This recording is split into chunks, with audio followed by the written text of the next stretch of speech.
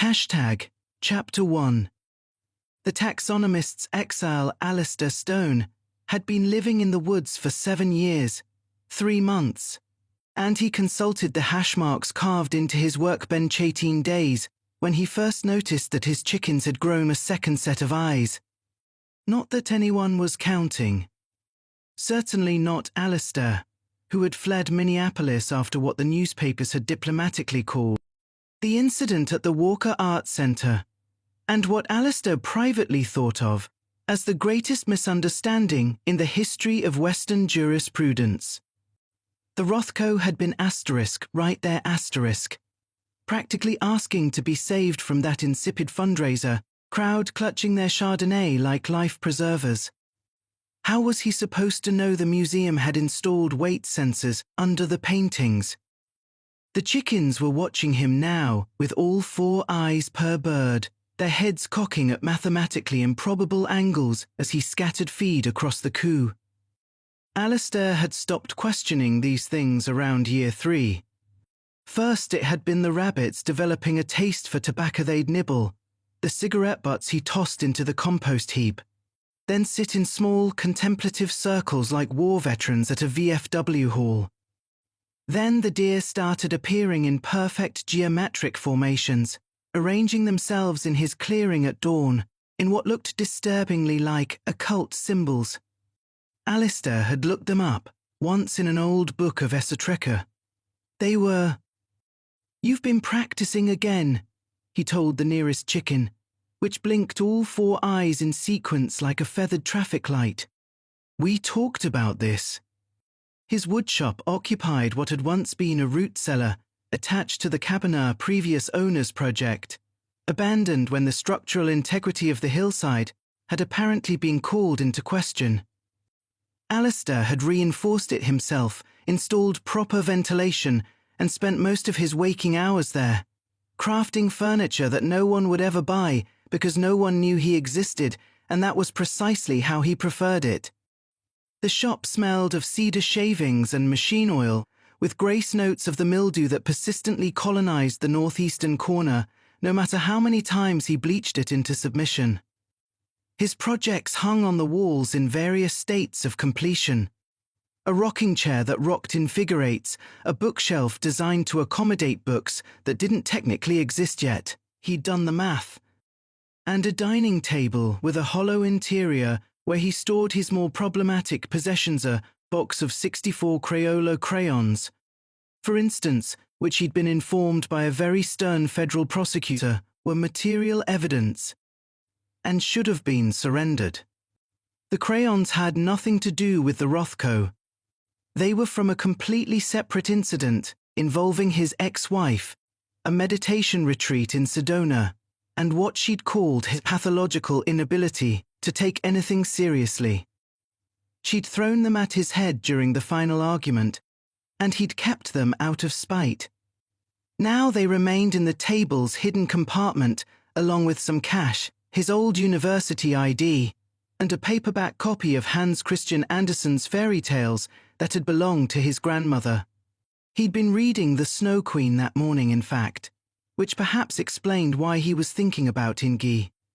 Ingi Sorensen appeared in his clearing approximately twice a month, always at dusk, always wearing the same tattered peacoat despite the season, and always carrying something inexplicable. Last time, it had been a jar of what she claimed were pickled prophecies. The time before that, a broken metronome that still somehow kept time, just not asterisk this asterisk time, if you understood what she meant. Alistair never understood what she meant. She was the only other human being within 400 miles of anything resembling civilization, having staked her claim to an even more remote section of the forest, some 15 miles northwest. Alistair had encountered her the first week after his arrival, when he'd been naive enough to think he might need to warn her about his presence. She'd laughed at him a sound like wind chimes made of bone and told him he was exactly where he needed to be, whether he knew it or not. "You're a taxonomist," she'd said, though he'd never mentioned his previous career organizing specimen collections at the University Museum. You understand categories, boundaries, what happens when things don't fit. She'd been right, of course, which was the most unsettling part. Alistair had been a taxonomist, specializing in the classification of evolutionary anomaly species that didn't quite slot into their expected branches of the tree of life. He'd lost that position around the same time as the Rothko incident, though technically for different reasons involving allegations of academic fraud. The fraud being that he'd suggested, in a peer-reviewed journal, that perhaps the reason some specimens were impossible to classify was because they were refusing asterisks to be classified, which was apparently not how science worked. The specimens had been placed in storage. Alistair had been placed on administrative leave. The Rothko had been placed back on the wall of the walker, though with noticeably tighter security.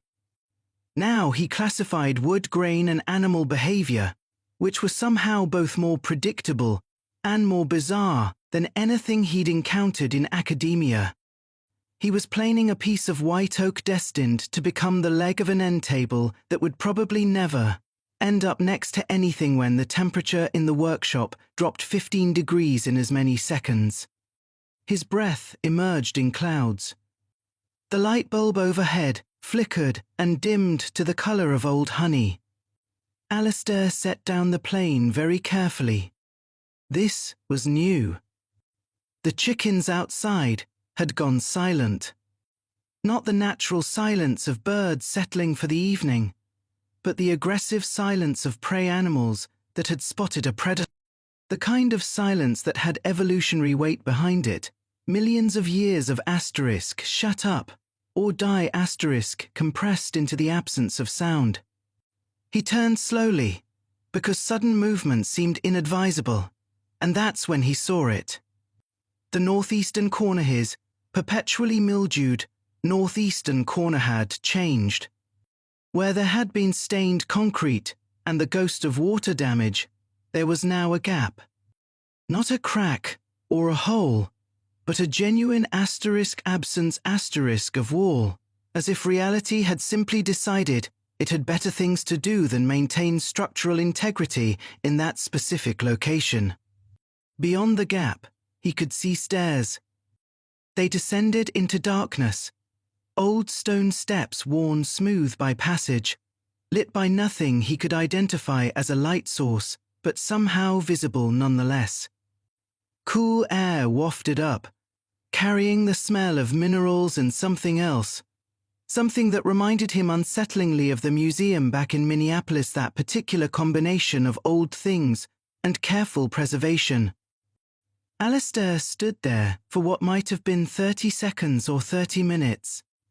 Time had gotten slippery, the way it did when you were witnessing something that your brain absolutely refused to file under any existing category. "Well," he said finally, to no one in particular, "that's architecturally unsound." From somewhere in the distance, or perhaps somewhere very close, but simply not in the same here as he heard what might have been laughter.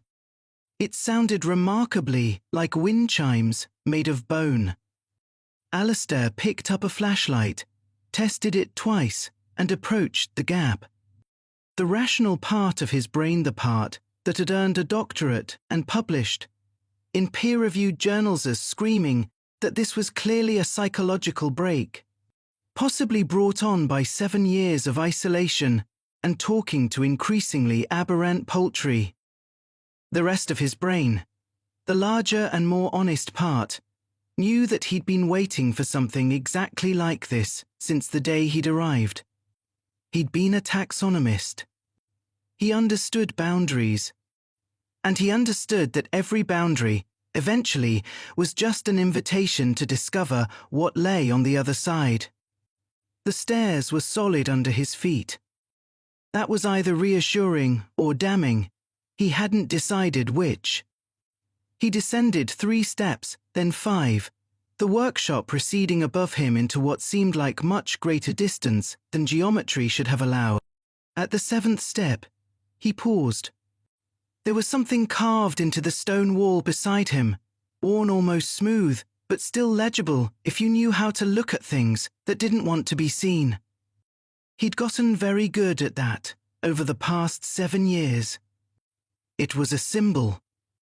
The same symbol the deer had been making in his clearing that morning. Of course, Alistair muttered, and continued down into the dark, the flashlight beam swallowing and being swallowed in equal measure. Behind him, in the workshop, the Crayola box in the hidden table compartment began to hum. Just softly. Just enough. And in her cabin 15 miles northwest, Ingi Sorensen set down her teacup, smiled her terrible smile, and said to the darkness, right on schedule. The chickens, all 8 eyes per bird now, settled down to roost. Some boundaries, they knew, were meant to be crossed. Others were meant to cross **U**. It was going to be an interesting season. Chapter 2. The summons of Inge Alistair made it down exactly 43 steps before the stairs simply weren't there anymore. One moment his boot was landing on worn stone, the next it was pressing into something that felt distressingly organic, spongy and warm and *breathing*. He jerked his foot back, the flashlight beam caroming wildly across what was no longer a stairwell, but rather a tunnel, or possibly a throat. With walls that glistened wetly in the light and seemed to contract in a rhythm that Alistair's taxonomist's brain unhelpfully identified as peristaltic. No, he said firmly to the universe at large. Absolutely not. The universe, in a move that would characterize most of their relationship going forward, ignored him entirely. The tunnel contracted. Alistair stumbled forward, not because he chose to, but because the walls behind him had decided he'd been lingering too long. The flashlight flew from his grip, clattered once against something that shouldn't have bones but definitely did, and went dark. Total darkness swallowed him, the kind of primordial black that predated the concept of light, that made you understand on a cellular level why your ancestors had been afraid of caves. Then he was moving. Not walking, not falling, but being transported in a way that suggested the tunnel had opinions about his destination and a limited tolerance for his pace. He felt himself squeezed, rotated, possibly turned inside out at least once, though he was fairly certain his organs remained in their factory standard positions, and ejected with the same enthusiasm as a watermelon seed between thumb and forefinger. He landed on grass. Real grass, cold with evening dew, under a sky full of stars that were all in the wrong positions. Alistair lay there for a moment, taking inventory. 2 arms, 2 legs, 1 head, dignity absolutely demolished. The ground was solid. That was something. He could hear wind in trees, smell wood smoke, and something cooking, something that smelled of roasted meat and vegetables, but also of mathematics and old promises. He sat up slowly and immediately wished he hadn't. He was in a clearing, but not any clearing he recognized. Ingi's property, he realized with a sinking feeling, though he'd only visited once before, and that had been during daylight and while in possession of his full faculties. Around him, emerging from the tree line with the inevitability of a nightmare or a tax audit, came the inhabitants. The first one appeared to be a Brussels sprout. Not a person dressed as a Brussels sprout, not a Brussels sprout costume, but an actual Brussels sprout approximately 4 feet tall, ambulatory, and carrying what looked very much like a backgammon board. Oh good, Alistair said to no one in particular, because at this point who was he even talking to? Vegetables. The Brussels sprout approached with a rolling gait, set down the backgammon board with surprising delicacy, and opened it. The board was carved from wood that seemed to eat light, the points inlaid with what might have been mother-of-pearl or possibly compressed screaming. The sprout produced dice-normal dice, which was somehow more unsettling than if they'd been made of teeth or prayer, beads and rolled them. Double sixes. I don't know how to play backgammon, Alistair offered weakly. The Brussels sprout pointed one leafy appendage at him, then at the board, then made a gesture that transcended language to communicate the universal concept of asterisk, sit down and play, or else asterisk. Alistair sat down. He had no idea what or else meant in this context and possessed insufficient courage to find out. The game began. Alistair moved pieces at random, operating on the principle that if you looked confident enough, people or sentient vegetables would assume you knew what you were doing. The Brussels sprout played with the focused intensity of a chess grandmaster or a particularly gifted serial killer. Every time Alistair captured one of its pieces, the sprout would emit a small sigh that smelled of sulphur and disappointed expectations. Around them, more figures emerged from the forest. A group of what Alistair could only describe as asterisk ninnies asterisk key had no other word for them. They simply radiated ninniness. With their simpering expressions and ridiculous hats, and the way they giggled at everything, while somehow making the sound threatening. They formed a circle around the backgammon game, holding hands, swaying to music, only they could hear. "Free love!" one of them shouted suddenly, apropos of nothing. "Free love!" the others chorused back, and they began to spin, faster and faster, until they blurred into a ring of pastel colours and bad decisions.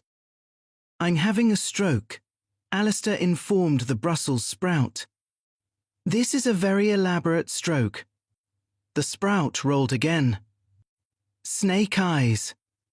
It made a clicking sound deep in its cruciferous core that conveyed profound disappointment in Alistair as both an opponent and a person. That's when Alistair noticed the pantaloons. They hung from a tree branch above the circle of spinning ninnies, swaying in a wind that didn't touch anything else.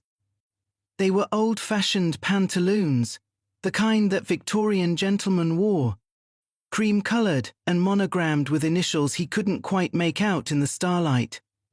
They seemed significant in a way that Alistair's brain absolutely refused to process. "The pantaloons of destiny," a voice whispered next to his ear. Alistair nearly fell over. One of the ninnies had broken from the circle and crouched beside him, still giggling but also somehow managing to look profoundly serious, which created a cognitive dissonance that made Alistair's left eye twitch. "I don't what?" he managed. "She who discards the pantaloons commands the evening," the ninny stage whispered, breath smelling of peppermint and existential dread. "She who retrieves them commands the soul." "That doesn't make any sense. Free love." The ninny shrieked directly into his face, then cartwheeled back into the spinning circle. The Brussels sprout made an impatient noise and pointed at the board. Alistair had apparently won, though he had no memory of the moves that had led to this outcome. The sprout stood, bowed with what might have been respect, or might have been a threat. Taxonomically speaking, the line was fuzzy, and rolled away into the darkness, the backgammon board cradled like a beloved child. The ninnies stopped spinning. In perfect unison, they turned to face Alistair. "She's ready for you now," they said in one voice that was somehow worse than their many voices. "Ready for what?" Alistair asked, but they were already parting, creating a path through their circle, and he could see it now. Ingi's cabin, which absolutely had not been there 30 seconds ago, but was now manifestly present. Lights glowing warmly in the windows, smoke curling from the chimney in patterns that looked disturbingly like Old Norse runes. Alistair stood on legs that felt borrowed from someone with less developed survival instincts and walked through the gap in the ninny circle. They swayed as he passed, humming something that might have been a hymn, or might have been a threat, or might have been Bath. Alistair had learned long ago that the Venn diagram of those categories overlapped more than most people were comfortable acknowledging. The cabin door opened before he could knock. Warmth and light spilled out, along with that smell of egg and roasted meat, vegetables, and something else. Something that made his taxonomist brain light up with recognition, even though he couldn't quite identify it. The smell of things being categorized. The smell of boundaries being drawn. "Come in, Alistair," Ingi's voice called from within. "We have so much to discuss." He stepped through the door into a room that was larger than the cabin exterior could possibly contain. The walls were lined with shelves bearing jars of preserved things, specimens. Some he recognized from his academic days, others that made him certain that his academic days had been woefully incomplete in their scope. In the center of the room stood a heavy wooden table, and behind it, in a chair that looked suspiciously like a throne carved from a single piece of black walnut, sat Ingi. She looked exactly as she always died, indeterminate age, somewhere between 50 and 500, hair the color of steel wool, eyes that saw too much and forgave too little except. Now she was wearing a crown made of what appeared to be Brussels sprout leaves, woven with strips of pantaloon fabric and backgammon pieces. "You came," she said, and smiled. The smile was not reassuring. "I was brought," Alistair corrected, violently, through what I believe was either a dimensional portal or an extremely aggressive digestive system. Details. She waved a hand dismissively. "Neil, I'm sorry." "What?" "Neil, Alistair, you're in the presence of the forest seneschal, keeper of the taxonomic boundaries, guardian of the discarded pantaloons, and champion of the Brussels sprout territories. A little respect, if you please." Alistair stared at her. "You're insane." "Probably. Neil, anyway."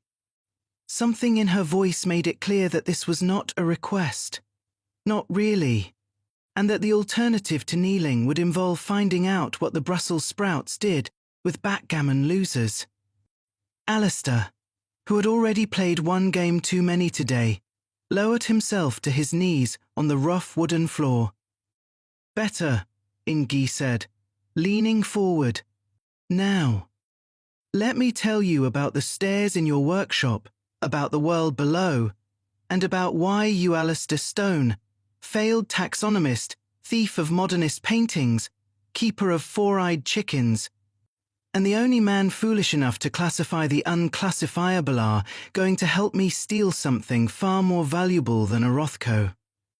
Alistair knelt there, his knees already aching, and thought about the Hans Christian Andersen book back in his cabin.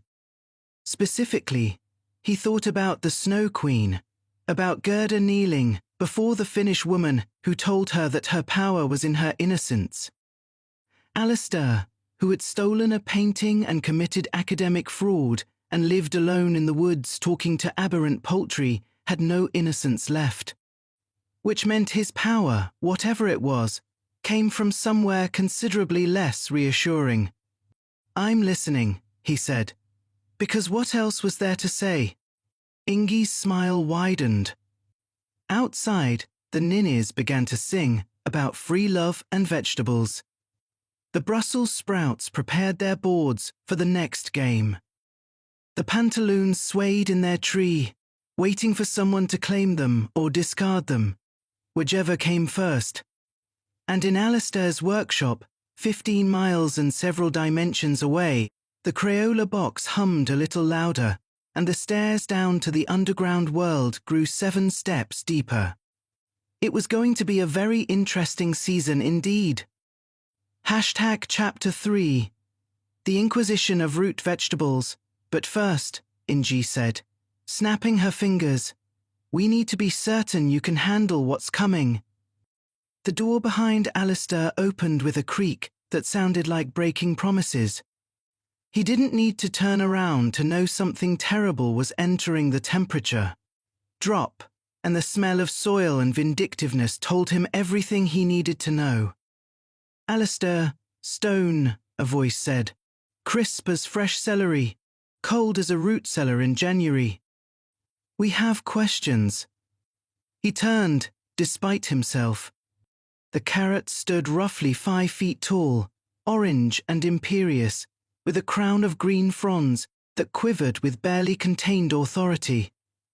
Next to it, equally imposing, stood what Alistair's traumatized brain identified as a rutabaga bulbous, purple-white, and radiating the kind of patient malevolence that came from spending months underground in the dark, thinking about grievances. I don't understand what's happening, Alistair said, which was perhaps the most honest thing he'd said in years. You will, the carrot replied, and produced from somewhere behind its tapered body a small wooden box. We're going to play a game. I already played backgammon with the Brussels sprout. This, the rutabaga interjected, its voice like grinding millstones, is not backgammon. The box opened. Inside were cards, hundreds of them, each one covered in tiny, meticulous handwriting. Alistair recognized his own handwriting, his own words. Every doubt he'd ever had, every fear, every moment of shame and regret and self-loathing, transcribed onto cardstock with bureaucratic precision. Where did you get those? His voice came out smaller than he'd intended. You brought them with you, Ingay said from her throne. Everyone does. We just made them visible. The carrot selected a card at random. February 14th, 2019. You forgot your mother's birthday. You didn't call. You told yourself you'd do it the next day, but you didn't. She died 3 months later. Read it aloud. No, read it, Alistair. The rutabaga moved closer. It didn't touch him. Didn't need Touette's presence was enough. That sense of ancient, patient displeasure, of roots that went deeper than reason. Alistair, read the card. His voice shook. The words felt like they were being pulled out of him, each syllable a small violence. The carrot selected another card. Then another. Each one a different failure, a different moment of cowardice or selfishness, or simple, human inadequacy. The Rothko theft, yes, but also smaller things the colleague he'd undermined to get published. The ex-wife he'd stopped loving but hadn't told, the dog he'd promised to adopt but never did. Every petty cruelty, every moment of weakness, read aloud in that cabin, while Nguy watched with those tune-knowing eyes. The rutabaga spoke only occasionally, asking clarifying questions in that grinding voice. And how did that make you feel? What did you tell yourself to justify it? Do you think she forgave you? Alistair had no idea how long it lasted. Time had become unreliable again, elastic and cruel. His throat was raw. His knees ached. The cards seemed infinite, and he realized with growing horror that they probably were that shame had no bottom, that if you looked at yourself honestly enough, you could find an infinite supply of reasons to hate what you saw. Please, he finally whispered. Please, I can't, one more, the carrot said, selecting a card with deliberate care. This is the important one. Alistair took it with shaking hands. The handwriting was his, but he didn't remember writing it. The words made his vision blur. Asterisk, I deserve to be alone. I deserve the woods and the silence and the chickens with too many eyes. I deserve to be forgotten. I deserve asterisk, no, a voice said. Not Alistair's voice. A smaller voice, younger somehow, speaking with the confidence of something that had never learned doubt. The cabin door burst open, not the one Alistair had entered through, but a different door, one that led to somewhere else entirely. Through it tumbled a cascade of colour, 64 crayons, bright and impossible, rolling across the floor with purpose. The Crayolas, Ingi breathed, standing from her throne. How? The crayons began to draw. On the floor, on the walls, on the air itself, sketching in colours that didn't exist on any colour wheel Alistair had ever seen. They drew his cabin, his workshop, his life in the woods. They drew it with love, with the kind of unself-conscious affection that only a child or a box of crayons could manage. They drew him as he actually was, flawed and exiled and yes, alone, but also surviving. Also making furniture that no one would buy, but that he made anyway. Also feeding chickens that shouldn't exist, but did. Also living, against all odds and reason, in a world that kept getting stranger and refusing to give up. The vegetables recoiled. The cards scattered, words blurring and running like watercolours in rain. Alistair, the crayons seemed to say, though they had no voices, only colours. Wake up. And he did. He was standing in his workshop, had been standing there for he checked his watch 4 hours. His legs were screaming. His hand was pressed against the northeastern corner wall, palm flat against the cold, mildewed concrete. There was no gap, no stairs, no underground world. Just him, alone in his workshop, with a splitting headache and a mouth that tasted of soil and something bitter, something medicinal. The Crayola box sat on his workbench, open. The crayons were scattered across the surface, as if they'd been thrown there in a hurry, or as if they'd thrown themselves. Alistair stumbled to the box, found a folded piece of paper tucked beneath the tray. He opened it with fingers that wouldn't stop shaking. The handwriting was unfamiliar, spidery and old. Asterisk the tea I brought you last week. Did you enjoy it? The mushrooms grow only on the north side of dead oaks. Very special. Very useful for opening doors. Or for making people think doors have opened. Same difference, really. I.S. asterisk the tea. He'd drunk it 3 days ago, hadn't thought anything of it when Ng had stopped by with her usual strange gifts. She'd insisted he drink it while she watched, said it would help with the headaches he'd been having. He hadn't been having headaches. Not until after the tea. Alistair ran. Out of the workshop, across his clearing, into the woods. 15 miles northwest, his legs protesting every step, his lungs burning. He didn't know if he was running toward something or away from it toward confrontation or toward answers, but he knew with absolute certainty that he couldn't stay in his cabin and pretend this hadn't happened. The sun was setting by the time he reached Ingi's property. The real property, not the nightmare version. Her cabin sat in its clearing, smoke rising from the chimney, looking entirely too normal. Too innocent. Ingi was sitting on her porch, rocking in a chair he'd never seen before, drinking something from a chipped mug. She smiled when she saw him. Alistair, I wondered when you'd arrive. He stopped at the edge of her clearing, breath ragged, anger and fear warring in his chest. What did you do to me? What needed to be done? She took a sip from her mug. You've been circling the truth for 7 years, Alistair. Living in the woods, talking to your chickens, pretending you chose this exile. Someone had to push you off the fence. You drugged me, You tortured me. I showed you what you show yourself every night before you sleep. She set down her mug. The only difference is I made you look at it all at once, and I showed you what happens when you stop looking away. The crayons saved you. Yes, that's what they do. That's what they've always done. She stood slowly, moved to the porch railing. Your ex-wife threw them at your head because you wouldn't take anything seriously, wouldn't face anything real. And you kept them because somewhere deep down, you knew they were more than just crayons. They were the last piece of you that still believed in color, in creation, in making something just because it should exist.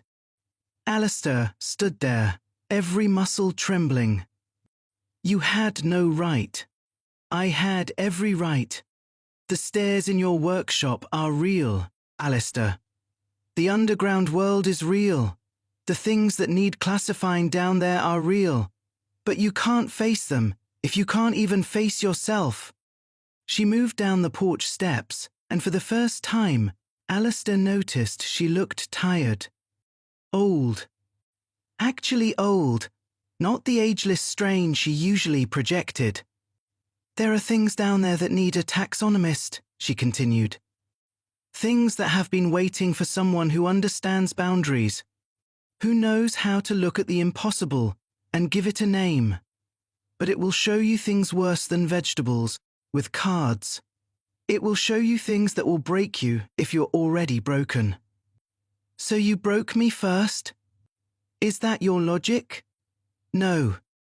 She stood before him now, close enough that he could see the lines around her eyes, the genuine concern beneath the strangeness. I showed you that you can break, that the Crayolas, that silly, childish box of colors can save you when you can't save yourself. That you're not as alone as you think you are. Alistair wanted to hit her, wanted to run, wanted to scream. Instead, he said, I could leave. I could pack up and be gone by morning. You could, Ingi agreed, but you won't. Because now you know the stairs are real, and you know something is down there, and you're a taxonomist, Alistair. You can't not look. It's not in your nature. She was right. He hated that she was right. If I do this, he said slowly, if I go down there, no more drugging. No more games. The truth. All of it. The truth, Inge promised. Though I should warn you it's considerably stranger than the lies. They stood there in the failing light, two exiles at the edge of the world, staring at each other across a gulf of trust that had been shattered and would need to be rebuilt from scratch. The forest around them was silent, watching, waiting to see what these two strange humans would decide. Finally, Alistair nodded. Tomorrow. We start tomorrow. Tomorrow, Ingi agreed. He turned to leave, made it 3 steps before he stopped. Why me? Really?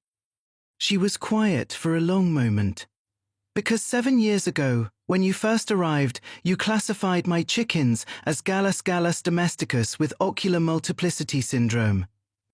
You didn't call them monsters. You didn't call them impossible. You gave them a name. You made them real. She smiled, and for once it wasn't terrible. That's a gift, Alistair. Down in the dark, we're going to need someone who can make the impossible real. Alistair walked back through the forest alone, the stars overhead in their wrong positions, the crayons in his pocket humming softly. Tomorrow, he would descend the stairs. Tomorrow, he would face the underground world. But tonight, he would sleep in his cabin, surrounded by his impossible animals, and dream of colour. Alistair's legs gave out halfway back to Ingi's porch. He caught himself on the railing, breathing hard, the adrenaline that had carried him 15 miles through the forest finally depleting itself like a battery running dry. Come inside, Ingi said, already moving toward the door. You're exhausted. You can stay here tonight, it's too far back to your place in this state. Every instinct Alistair possessed screamed at him to refuse, to stagger back to his cabin no matter how long it took. But his body had other ideas, his knees were buckling. His vision kept narrowing to a tunnel. When had he last eaten? This morning. Yesterday. Just for a few hours, he heard himself say. Then I'm leaving. Of course. She held the door open, and he stumbled through. The interior was nothing like the nightmare cabin. It was small, cluttered in the way of people who lived alone and stopped caring what things looked like. Bookshelves sagging under the weight of ancient paperbacks, a wood stove radiating heat. Mismatched furniture that looked salvaged from different decades. The jars were still there, rows of them on shelves, but in the normal light they contained normal things. Pickles, preserves, dried herbs. Not specimens. Not impossibilities. Sit, Ingi commanded, gesturing at the kitchen table. I'll make up the spare room. Alistair sat, because sitting was easier than standing. The kitchen was warm, almost oppressively so. He could hear Ingi moving around in the back of the cabin, the creak of old floorboards, the rustle of linens being pulled from storage. He let his eyes wander across the room, not looking for anything in particular, just letting his taxonomist's brain catalogue and categorize the way it always did when confronted with new environments. Copper pots hanging from hooks, a calendar from 2023, never updated, a coffee mug with a faded logo. He squinted at it from the Walker Art Centre. Alistair froze. The mug. Why would Ng have a mug from the Walker Art Centre? She'd been living out here for decades, or so she claimed. The Walker hadn't even started their merchandise program until the MID 2000s, and that particular logo, that specific design, had only been used for 1 year. 2019. The year he'd stolen the Rothko. Hashtag #ARPEND by the cold finger of dread tracing his spine. On the counter, partially hidden behind a flour canister, a newspaper clipping, he stood on shaking legs, moved closer. The headline was about him. Former university taxonomist sought in Walker art theft. His photo. His name.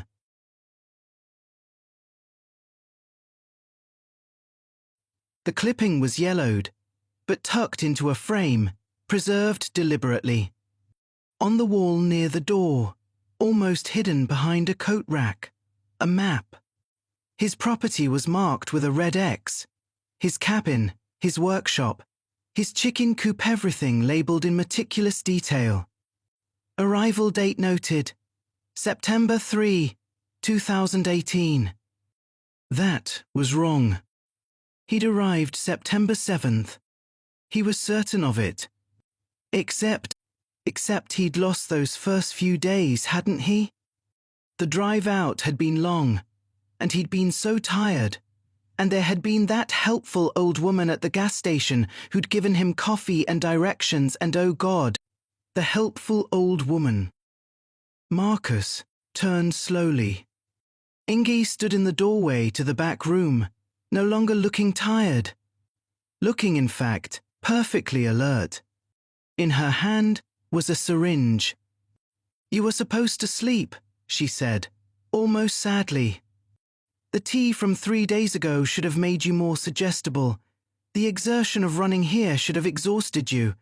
You were supposed to sleep, and then tomorrow we'd begin the real work.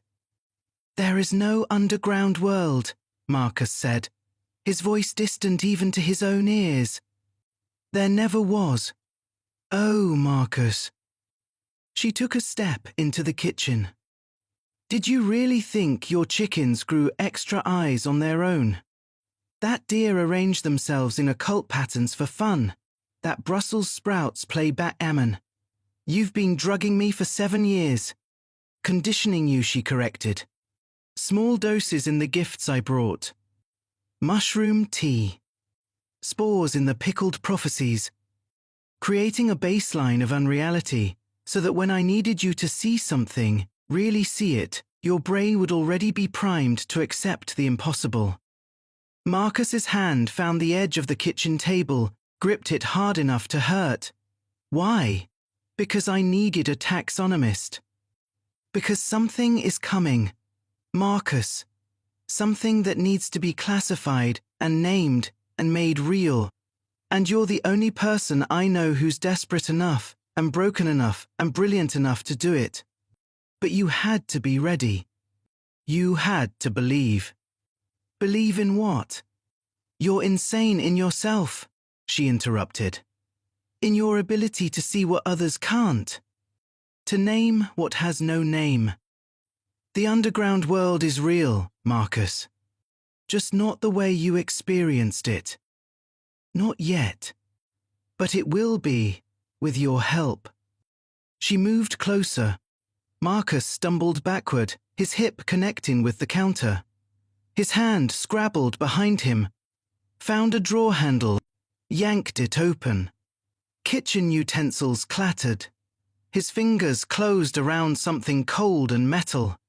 He pulled out the gun before his conscious mind even registered what he was doing. Inji stopped. Marcus, stay back. His hands were shaking so badly he could barely keep it pointed at her. Stay the fuck back. You don't want to, I don't want to shoot you. You're right about that. What I want is to leave. What I want is to go back to my cabin and pack my things and drive as far away from here as possible and never think about any of this again. You can't drive, Inji said quietly. Your truck's been at my property for 3 months. I told you it needed repairs. You've been using my ATV to get to town. Don't you remember? He didn't remember. Of course he didn't remember. How much of the last 7 years was real? How much was her chemicals and his wishful thinking and the desperate hope that maybe, just maybe, his exile meant something? Then you're going to drive me, he said. Right now. Get your keys. Marcus, please. He pulled back the hammer. He didn't know if it was already loaded. Didn't know if the safety was on. Didn't know anything except that he needed to hear that click. Needed her to understand that he was serious. Keys. Now. Inji's face did something complicated: regret, frustration, resignation, and something else. Something that might have been respect. She moved slowly to a hook by the door, retrieved a key ring. The truck's out front. Move. They walked out into the night. Marcus keeping the gun trained on her back, even though everything in him was screaming that this was wrong, that he was the villain in this scene. That she was an old woman, and he was threatening her with a weapon, and nothing about this fit into any category his taxonomist brain knew how to classify. But what else was he supposed to do? Her truck was old, rusted, held together by spite and duct tape. She climbed into the driver's seat. He got in the passenger side, gun still pointed at her. Trying to remember how this worked in movies. Don't sit too close. Keep the weapon steady. Don't let her see how terrified you are. Marcus, she said, as she started the engine.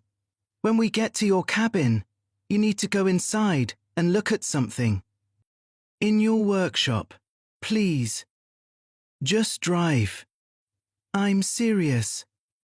Look at the northeastern corner. Really look at it. Not the wall. The floor.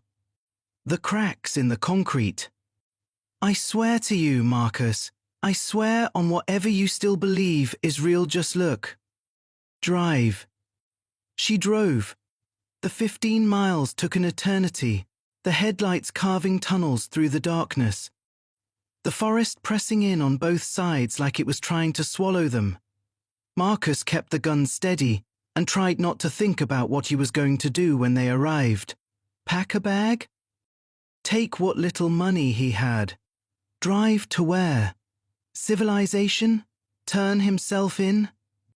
Explain to the authorities that he'd been living in the woods for 7 years under the influence of hallucinogens administered by a crazy old woman who thought vegetables could play backgammon. They'd lock him up. Or worse, they'd send him back to Minneapolis for the Rothko trial. He'd go to prison. He'd the truck stopped. They were in his clearing. His cabin stood dark and silent. The workshop beside it. The chicken coop beyond that. Everything exactly as he'd left it hours ago, when the world had still made a kind of sense. "We're here," Ingy said quietly. "You can take the truck. The keys. Everything. I won't stop you. But please, Marcus, before you go look at the floor in your workshop, just look. Get out," he said. They both got out. The night air was cold, crystalline with the kind of clarity that came after rain, even though it hadn't rained. Marcus kept the gun trained on her as they walked to the workshop door. He fumbled with the lock one-handed, finally got it open. The workshop was exactly as he'd left it, the Crayola box still open on the workbench, the crayons scattered, his projects hanging on the walls, the northeastern corner with its mildewed concrete, and Marcus stopped. The concrete was cracked. Had it always been cracked? Yes, of course it had. That was one of the issues with the previous owner's construction. But these cracks, they formed a pattern, a specific pattern. He'd seen it before, in academic texts, in journal articles about archaeological finds in places that predated known civilization. The cracks formed letters, not English letters, not any alphabet he could name, but letters nonetheless, and as he stared at them, as his taxonomist brain finally categorized what it was seeing, he realized with a cold certainty that these hadn't been here 7 years ago. These were new. Or rather, these were asterisk becoming asterisk. "You see it now," Ingi said from the doorway. She didn't sound triumphant. She sounded tired. "The chemicals I gave you didn't create anything, Marcus. They just helped you see what was already there. What's been trying to break through for 7 years? What's been waiting for someone to name it?" Marcus turned to face her, the gun suddenly feeling very heavy in his hand. "What is it?" "I don't know. That's why I need you." She took a step inside, and he didn't stop her. "I can see that something is coming. Something that exists between categories. Something that needs a taxonomist to give it shape and form and reality. But I can't do it alone. I'm not trained for this. You are. The vegetables were real and not real. Thought forms, maybe. Projections. Things that exist in the space where your mind and the underground meet." She moved closer to the floor, knelt down, traced one of the cracks with a finger. "It's like a language, Marcus. It's trying to speak. And someone needs to answer." Marcus stood there, gun hanging limply at his side, staring at the pattern in the concrete. His chickens were silent in their coo. The forest beyond was silent. Even the wind had stopped, as if everything was holding its breath, waiting for him to decide. Finally, he set the gun down on the workbench. "If I do this," he said slowly, "if I help you with whatever this is, no more lies, no more drugs, no more manipulation. We do this as partners, or we don't do it at all." Ingi looked up at him, and for the first time since he'd known her, she looked almost human. "Partners," she agreed. "And you tell me everything. Starting with why you have a mug from the Walker Art Center." She smiled, just a little. "I used to work there." security guard, night shift. I was the one who discovered the Rothko was missing. She stood, brushed dust from her knees. I was the one who saw you on the cameras. And I was the one who erased the footage of you arriving in the loading dock because I saw something in your face that night, Marcus. Something I recognized. What? Desperation, she said simply. The kind of desperation that comes from knowing the world is bigger and stranger than anyone admits and being punished for seeing it. So I let you escape. And then I spent 7 years finding you, living near you, preparing you for the moment when the world would crack open and need someone brave enough or crazy enough to look inside. Marcus wanted to be angry, wanted to feel betrayed. But standing in his workshop, looking at letters from an alphabet that didn't exist forming in the concrete floor, he mostly just felt tired. The stairs, he said.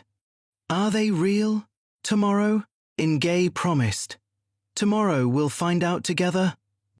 She left then, driving away in her truck, leaving Marcus alone with his chickens and his crayons and the pattern in the floor that was growing more complex by the hour. He didn't sleep that night. He sat in his workshop with a notebook and a flashlight, copying the letters, trying to understand their structure, their grammar, their meaning.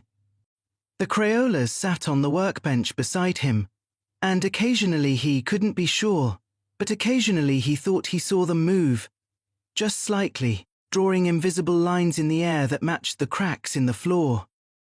By dawn, he had filled 6 pages with notes and 3 pages with sketches, and 1 page with a single question written over and over. Asterisk, what happens when we name something that doesn't want to be named? Asterisk, the sun rose. The chickens began to stir, blinking all 4 eyes, and yes, they definitely had 4 eyes. He could see that clearly now. The forest beyond his clearing rustled with the movement of deer, who were probably arranging themselves into some new configuration. And in the northeastern corner of his workshop, where the mildew had always been worst, a small crack in the concrete widened, just slightly. Just enough. Tomorrow, Marcus thought. Tomorrow, we go down. But for now, he made coffee and fed the chickens and tried to remember what it felt like to be a person who lived in a world where vegetables didn't play backgammon and old women didn't drug you for 7 years and paintings stayed on museum walls where they belonged. He couldn't remember. The world had always been stranger than that. He'd just been too scared to admit it. Not anymore. Chapter 5. The birth and the leaving Ingay's truck rattled back into the clearing at 7:47 a.m. Marcus knew the exact time because he'd been staring at his watch every 3 minutes since dawn. Waiting, wondering if she'd actually come back, or if their partnership had been another manipulation, another layer of the elaborate unreality she'd constructed. She climbed out of the truck slowly, moving like someone 20 years older than she'd seemed the night before.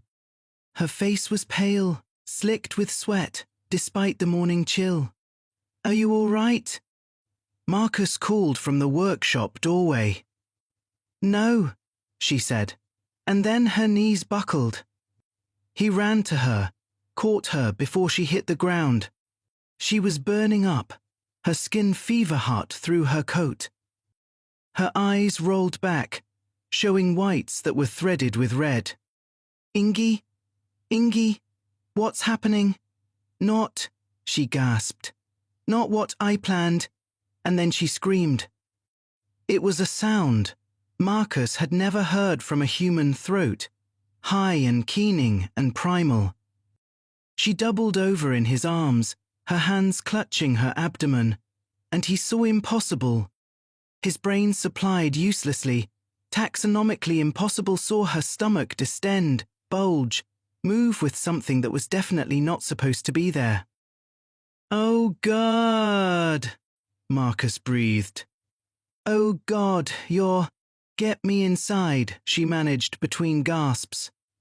He half carried, half dragged her into the cabin. She was impossibly heavy, as if she'd gained 100 pounds in the 30 seconds since he'd caught her. He got her to the couch, and she immediately curled into herself, keening that terrible sound. "What do I do? Ingy, what do I? Nothing," she gasped. "Can't stop it." Her back arched. The scream rose to a pitch that made his ears ring. And then, with a sound like a water balloon bursting in slow motion, something emerged. Marcus stumbled backward, his taxonomist brain trying desperately to categorize what he was seeing, and failing spectacularly. It was roughly the size of a watermelon, translucent, gleaming wetly in the morning light streaming through the windows. Clear goo, but not quite there, were structures inside it, geometries that shifted and rotated, patterns that his eyes couldn't quite hold on to. And it was breathing. He could see it contracting and expanding, pulling in.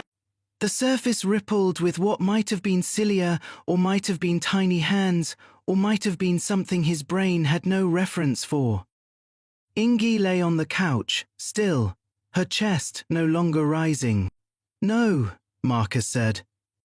"No, no." He checked for a pulse. Nothing. Her skin was already cooling, the fever heat draining away like water from a broken glass. Her eyes stared at nothing, and around her neck, he noticed for the first time, hung an amulet he'd never seen her wear, a small silver thing, tarnished black, inscribed with symbols that matched the cracks in his workshop floor. The glob made a sound. Not quite a cry, not quite a purr. Something between curiosity and hunger. Marcus sat down hard on the floor, his back against the wall, and stared at the two impossible things in his cabin. A dead woman who'd been too old to give birth, and a translucent blob of sentient goo that shouldn't exist in any taxonomic classification he'd ever studied. "Okay," he said to the empty room. "Okay. This is fine. This is a totally normal Tuesday." The glob rippled in response, and one of the internal geometries rotated in a way that Marcus's hindbrain interpreted as *attention*. It was looking at him. Or whatever passed for looking when you were a glob of clear goo with no discernible eyes. "Right," Marcus continued, because talking to impossible things had become his primary coping mechanism. "So, you're alive. She's dead.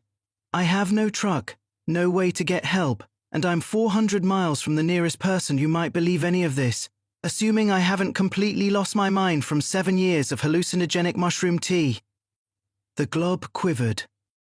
One of its internal structures extended toward him, not threatening, just reaching. Like a child reaching for a parent. "Oh no," Marcus said. "Absolutely not. I am not responsible for you. I don't even know what you are."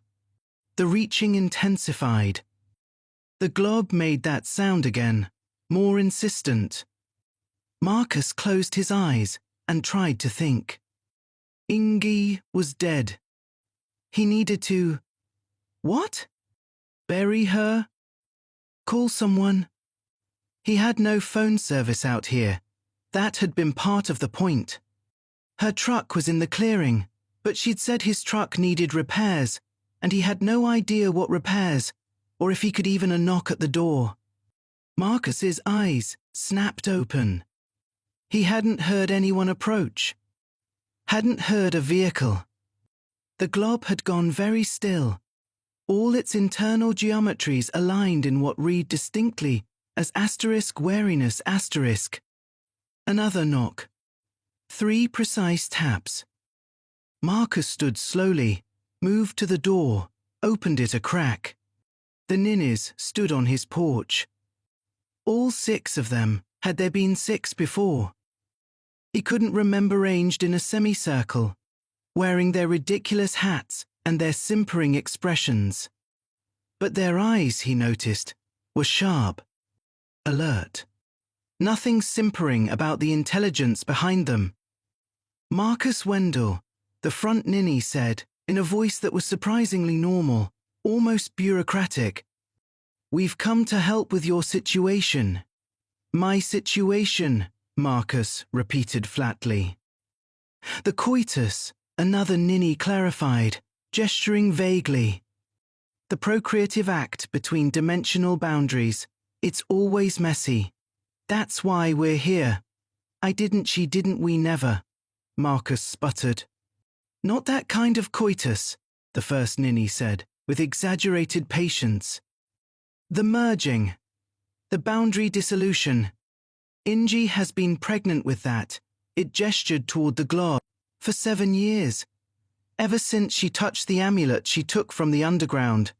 It's been growing inside her in the spaces between thoughts, feeding on the mushroom spores, the reality distortions, the accumulated strangeness of this place. And now it's born, and she's gone, and you've got a mess to clean up." "Literally," another ninny added, peering past Marcus into the cabin. "Is that backstrap? On her coat? No. Wait, that's just the couch leather. Never mind." Marcus felt his grip on sanity, already tenuous, start to slip entirely. "Who are you people?" "We're the ninnies," they said in unison, as if that explained everything. Then, the first one added, "We're what happens when Little Red Riding Hood goes into the woods and never comes back out. We're the helpers, the witnesses, the ones who know how. Dispose of bodies and care for impossible offspring, and explain to traumatized taxonomists that sometimes the drugs wear off and things get more strange. Not less." "I don't will help," the ninny interrupted. "But you have to do something for us in return. Of course there's a catch. Take the glob with you when you leave. Take it to civilization. Let it see the world. It's important. We can't explain why. Not yet. But it's why Ingi did all of this. Why she prepared you. The glob needs a taxonomist. Someone to teach it categories, boundaries. What's real and what's real in a different way." Marcus looked back at the glob, which had started to move across the floor toward him with a rolling, undulating motion that was somehow both disgusting and endearing. The internal geometries were rotating faster now, and he could absolutely swear that they were forming shapes. Letters. The same letters from his workshop floor. "It's trying to communicate," he breathed. "Obviously," the ninny said. "It's 3 hours old and already smarter than most graduate students. Now, are you going to let us help? Or are you going to stand here having an existential crisis while Ingi decomposes on your couch?" Marcus stepped aside. The ninnies flowed into the cabin with disturbing efficiency. 3 of them went immediately to Ingi's body, lifting her with a tenderness that contradicted their absurd appearance. They wrapped her in his spare blankets, speaking softly to each other in a language Marcus didn't recognize, but that sounded oddly like birdsong, mixed with distant thunder. "We'll take her to the grove," one of them told Marcus. "It's where all the boundary crossers go. She'll like it there. Plenty of other fools who thought they could control what they found in the deep places." The other 3 ninnies approached the glob, which immediately reached toward them with those internal geometric tendrils. They made cooing sounds, ridiculous baby talk, and the glog asterisk responded asterisk, rippling and pulsing in what Marcus's traumatized brain interpreted as pleasure. "You'll need to feed it," one ninny informed him. "Not food, experiences. Show it things, new things. It consumes novelty the way you consume oxygen, Starve it, and it'll start eating memories. Yours first. Then anyone nearby. Fantastic, Marcus muttered. How do I transport a glob of sentient goo? The ninny produced, from somewhere in the folds of its absurd clothing, a mason jar. A large one, the kind people used for pickling entire cucumbers. Here. It'll compress. They're very accommodating at this stage. It won't suffocate? All three ninnies laughed, that same unsettling giggle from the nightmare version of Inge's property. It doesn't breathe air, Marcus. It breathes asterisk category errors asterisk. It'll be fine in the jar, probably even comfortable. While Marcus watched in horrified fascination, the ninnies coaxed the glob into the mason jar. It went willingly, compressing itself down to fit, its internal geometries folding in ways that made Marcus's eyes water.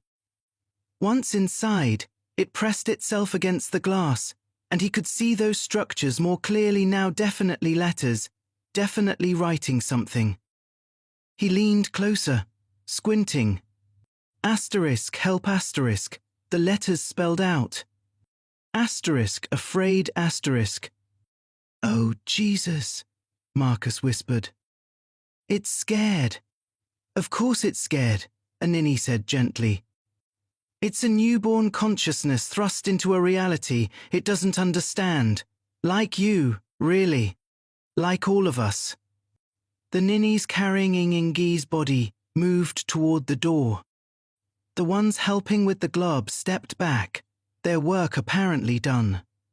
Your truck, the first ninny said, pulling a set of keys from its pocket. The repairs were done 3 weeks ago. Inge was just waiting for the right moment. The keys are under the seat. The tank's full. Drive east, not west. West leads to more strangeness. East leads to, well, not normal, but closer to it. What about? Marcus gestured vaguely at everything.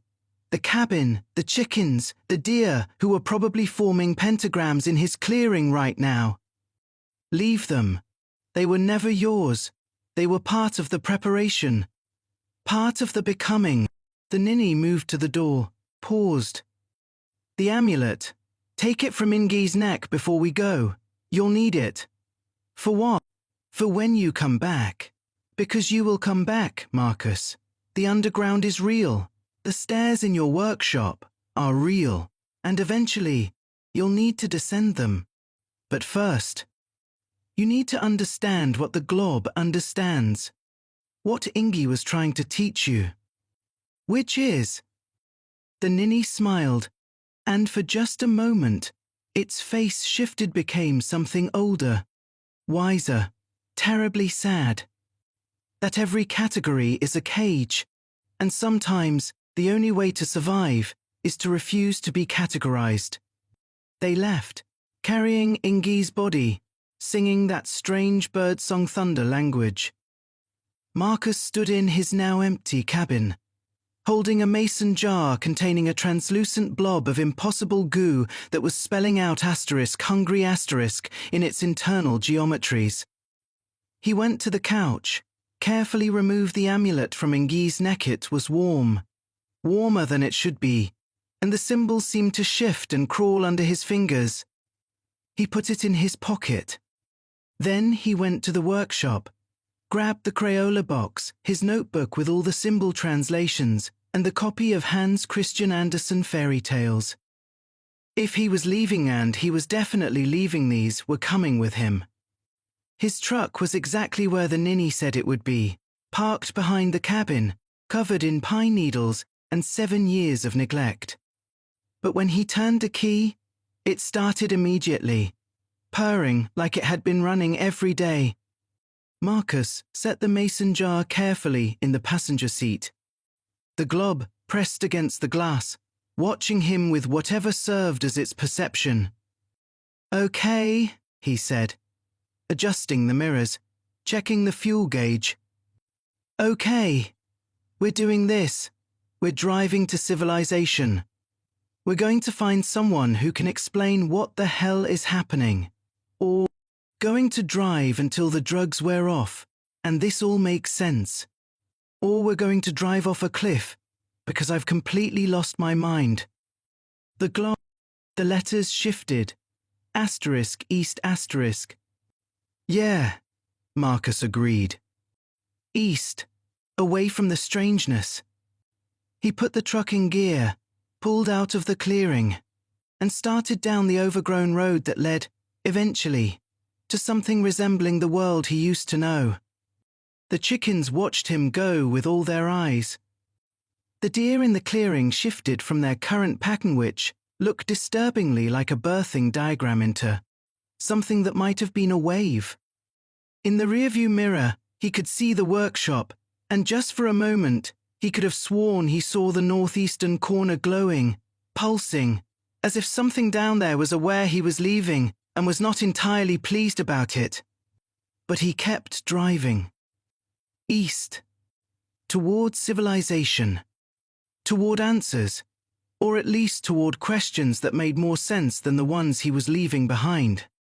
The glob settled into its jar, its internal geometry slowing their rotation into something that looked almost like contentment. Or maybe just exhaustion. Hard to tell with beings that existed between categories. Marcus drove for 3 hours before he spoke again. "I'm calling you Hugo," he told the glob. "If you're going to be my whatever you are, you need a name, something normal, something that doesn't remind me that you were born from an 8-year-old woman who drugged me for 7 years." The glob's geometries flashed. Asterisk Hugo, acceptable asterisk. Good. Now, Hugo, let me tell you about the world we're driving toward. It's got coffee shops and traffic lights, and people who have never seen a Brussels sprout play backgammon. You're going to hate it. Asterisk hate implies category asterisk, Hugo spelled out. Asterisk, I refuse asterisk. Marcus laughed a sound that might have been hysteria, or might have been the first genuine amusement he'd felt in 7 years. "Yeah," he said.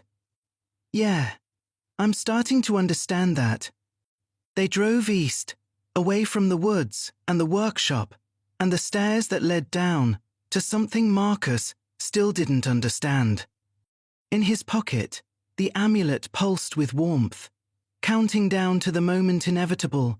He knew now when he'd have to turn around and go back. But not today. Today he would drive towards civilization with a jar full of impossible goo and a box of Crayolas, and try to remember what it felt like to be a person who lived in a world where men didn't die giving birth to sentient category errors. He couldn't quite remember. But maybe Hugo could teach him. After all, Hugo had refused to be categorized from the moment of birth. Maybe that was the point all along. Chapter 7. The betrayal at mile 73. Alistair made it another 26 miles before the truck died again. This time there was no warning sound, no mechanical death rattle, just sudden, complete silence as the engine cut out like someone had flipped a switch. The truck coasted to a stop in the middle of the road, which had narrowed from 2 ruts to barely one. Hemmed in on both sides by pine trees so dense we seemed to be actively leaning inward. "Hugo," Alistair said tiredly, "please tell me this is natural mechanical failure."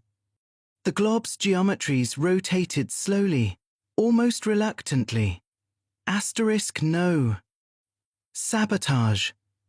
Someone does not want US to reach civilization. Asterisk, fantastic. Alistair hit the steering wheel with his palm, immediately regretted it as pain shot up his arm. Who? The pepper. Something else. Asterisk, someone close. Someone who had access. Asterisk, before Alistair could process that, he heard footsteps. Not the soft pad of forest animals or the crunch of boots on pine needles, but a deliberate, rhythmic clicking like high heels on hardwood. except they were on dirt road in the middle of nowhere. The figure that emerged from the tree line made Alistair's stomach drop. It was Robert, the insurance adjuster ninny. Except he wasn't wearing his ridiculous hat anymore, and his face that perfectly normal, disappointingly ordinary face had hardened into something that looked almost reptilian in its cold calculation. "Hello, Alistair," Robert said, stopping about 20 feet from the truck. "Sorry about your engine. Well, actually, I'm not sorry at all." Alistair grabbed Hugo's jar, got out of the truck slowly. "You were at my cabin. You helped with Ingi's body. I played my part beautifully, didn't I?" Robert smiled, and it wasn't the simpering ninny smile anymore.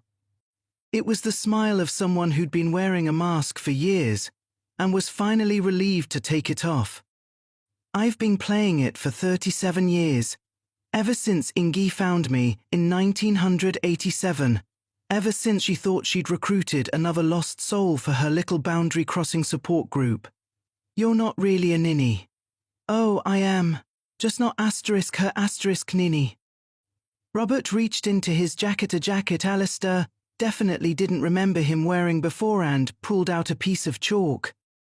Ordinary white chalk, the kind teachers used on blackboards. Except this chalk was glowing faintly, pulsing with the same rhythm as the amulet in Alistair's pocket. "I work for something older than Ingi's little experiment," Robert continued, beginning to draw on the dirt road. "Something that's been waiting at the bottom of those stairs for a very, very long time. Something that doesn't want to be named by a taxonomist who refuses to stay categorized." The chalk marks formed symbols, not the same ones from Alistair's workshop floor, but similar. Related, like a different dialect of the same language. As Robert drew, the air began to shimmer, and Alistair felt Hugo's jar grow warm in his hands. Asterisk danger asterisk, Hugo spelled urgently. Asterisk summoning. Run. Asterisk I can't run, Alistair hissed. "The truck's dead. We're miles from anywhere, exactly," Robert said, finishing his chalk circle. "Ingi was brilliant, I'll give her that. She found you, prepared you, even gave birth to a narrative consciousness to guide you. But she made one crucial mistake. She thought she could control what you'd find down there. She thought if she made you strong enough, strange enough, you could name it and contain it. She was wrong." He stepped back from the circle, and something began to rise from it. Not physically, there was no smoke or fire or dramatic emergence, but Alistair could feel it rising, could sense something pushing through from whatever space existed beneath the chalk marks. "Some things don't want to be contained," Robert said. "Some things want to be set free. And they need someone who knows how to open doors, who's been practicing for 7 years with mushroom tea and reality distortions, who's already proven he can blur the line between what is and what should never be." "You want me to go down the stairs," Alistair said slowly. "But not to name what's there, to release it. Very good. See, you're learning." Robert's smile widened. "And to make sure you cooperate." The thing finished rising. It was tall, impossibly tall, at least 7 feet, and unmistakably vegetable. An ochre stalk, Alistair's traumatized taxonomist brain identified. Except, this ochre was wrong in every way that mattered. Its surface was covered in spines that wept something that looked like oil, smelled like regret. Its pod-like head split open to reveal rows of what might have been teeth or might have been tiny, screaming faces. When it spoke, its voice was the sound of things rotting in dark places, of composting memories, of mulch and malice. "Alistair Stone." It hissed. "The thief." "The namer." The fool who thinks he can run. Hugo's geometries went wild, flashing words faster than Alistair could read them. But the message was clear. Asterisk ancient. Dangerous. Bellow dweller. Cannot fight. Asterisk I don't suppose we can talk about this, Alistair said, backing toward the truck.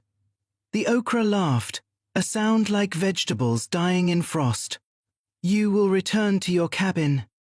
You will descend the stairs. You will speak the name that opens the final door.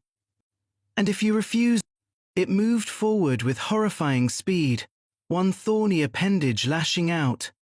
Alistair Dove, roll, came up with Hugo's jar somehow still intact. The ochre strike hit the truck instead, and Alistair heard the shriek of metal tearing. When he looked back, there was a hole in the hood the size of a basketball, edges smoking. Okay, Alistair panted. Okay, not talking then. He ran. Into the forest, away from the road, branches whipping his face. Behind him, he could hear the ochre giving chase. Moving through the undergrowth with the efficiency of something that was part plant, part nightmare, and entirely determined. Hugo bounced in his grip, geometry spinning. Asterisk left. Water. 20 yards.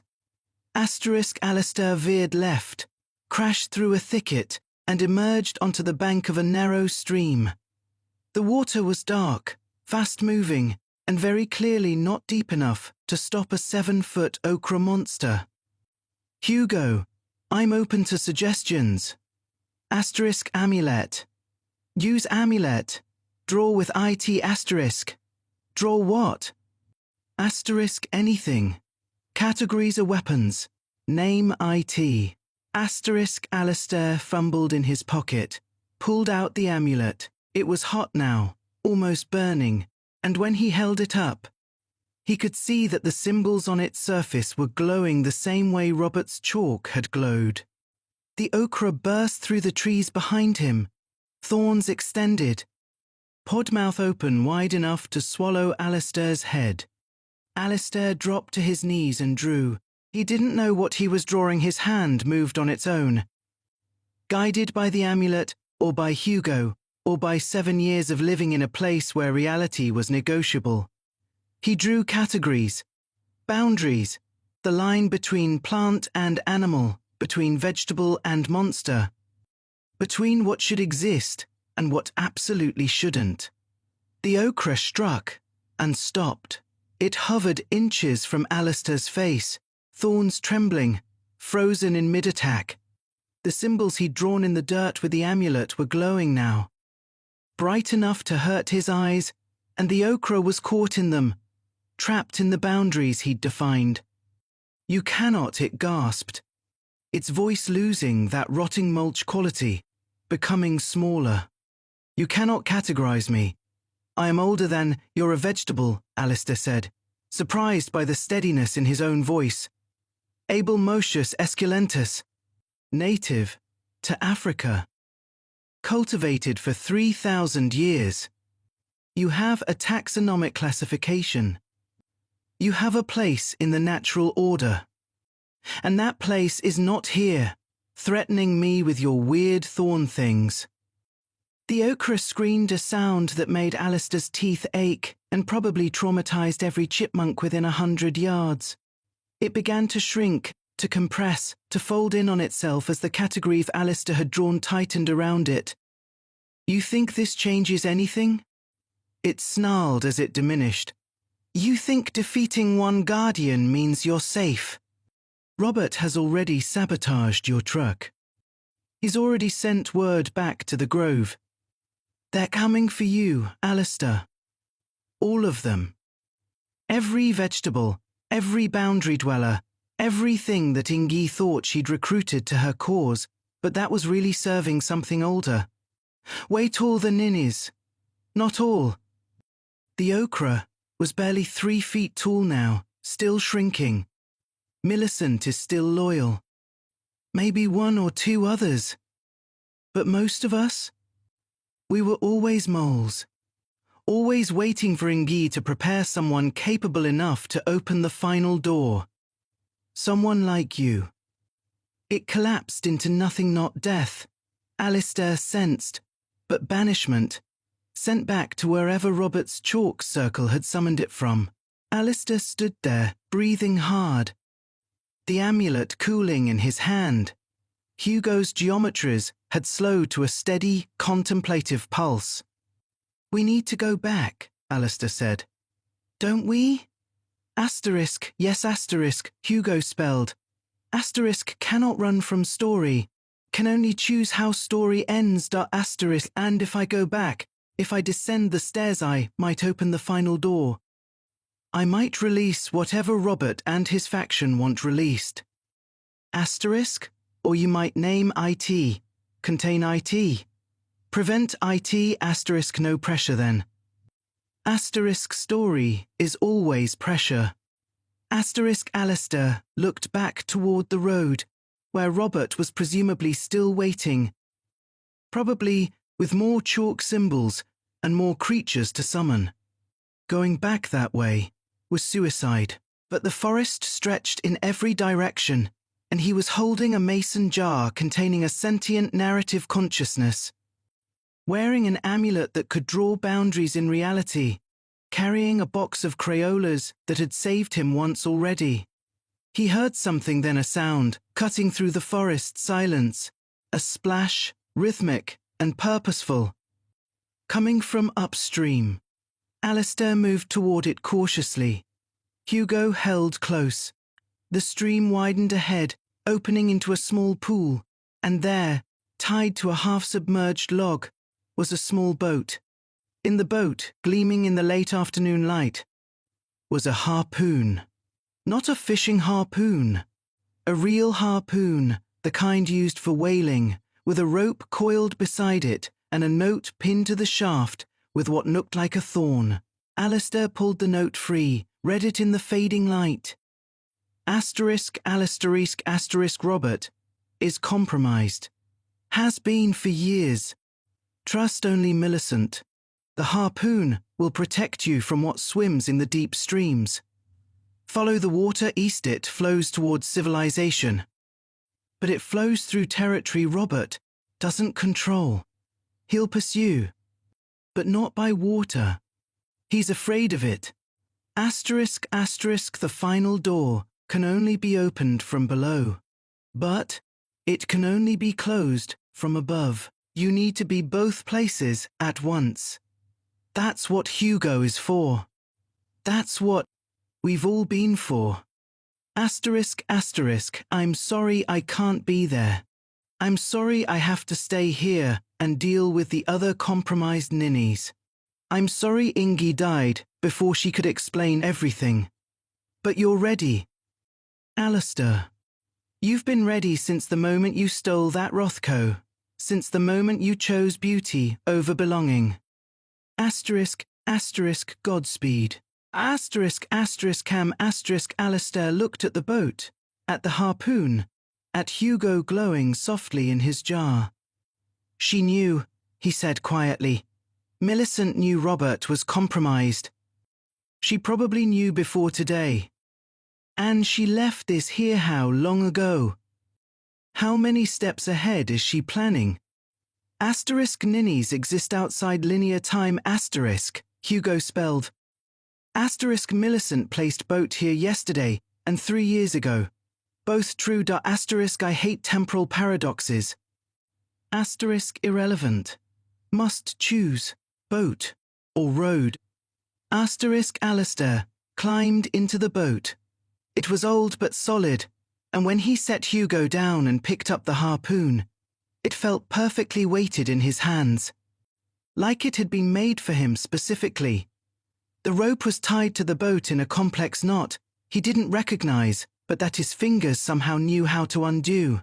He pushed off from the log, and the current caught him immediately, pulling him downstream, no, upstream. The water was flowing in both directions at once, or possibly in no direction, or possibly in a direction that only made sense from outside the stream. Hugo, Alistair said, as they floated through the twilight forest, "Are we still in the normal world? Asterisk were we ever? Asterisk a fair point." Behind them, distantly, Alistair heard Robert shouting. Heard other voices joining his too, maybe 3 other ninnies, revealed as moles, as agents of whatever waited at the bottom of the stairs. They were crashing through the forest, following the sound of the water, and Alistair knew they'd reach the stream eventually. But for now, he was moving. East, toward civilization. Or toward whatever counted as civilization, in a world where insurance adjusters summoned vegetable monsters and old women gave birth to sentient stories. The harpoon lay across his knees.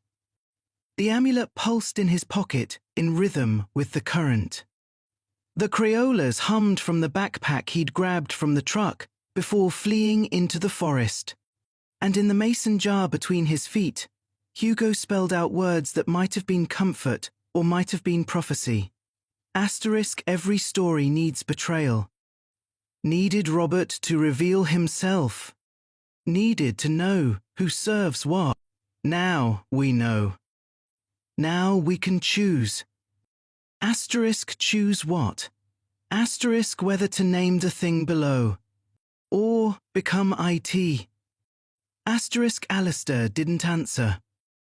He just held the harpoon and watched the forest slide past and tried not to think about the fact that he was floating down a stream that flowed in impossible directions, pursued by compromised ninnies, carrying a narrative consciousness in a jar, heading toward either salvation or doom. The boat rounded a bend, and the forest opened up ahead into something that might have been a lake, or might have been something much stranger. And in the water, just beneath the surface, Alistair saw shapes moving. Large shapes.